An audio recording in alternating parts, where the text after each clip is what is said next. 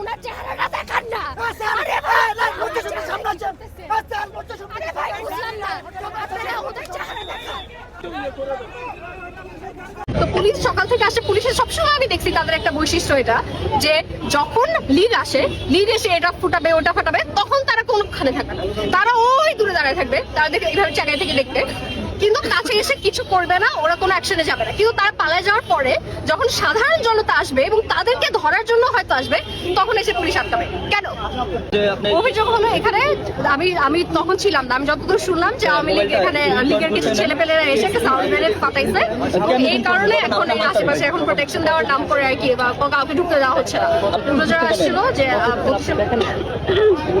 নম্বর ভাগার জন্য। এখন আমার কথা হলো, আমি পুলিশ কিন্তু এখানে শহর থেকে আসে, সকাল থেকে ছিল, সেনাবাহিনী ছিল না, আমি দেখি নাই, আগে ছিল না। তো পুলিশ সকাল থেকে আসে, পুলিশের সবসময় আমি দেখছি তাদের একটা বৈশিষ্ট্য এটা, যে যখন লিড আসে, লিড এসে এটা ফুটাবে ওটা ফাটাবে, তখন তারা কোনখানে থাকবে না, তারা ওই দূরে দাঁড়ায় থাকবে, তারা দেখে এইভাবে জায়গায় থেকে দেখতে, কিন্তু কাছে এসে কিছু করবে না, ওরা কোনো অ্যাকশনে যাবে না। কিন্তু তারা পালায় যাওয়ার পরে যখন সাধারণ জনতা আসবে এবং তাদেরকে ধরার জন্য হয়তো আসবে, তখন এসে পুলিশ আটকাবে। কেন? এগুলো কি ফাইজলামি আমরা বুঝি না? কি কারণে? যে পুলিশের ভেতরে যে স্বৈরাচার এখনো বসে আছে, তাদের মাথার মাঝে কি চলে আমরা জানি না। ভাই আপনার এইটা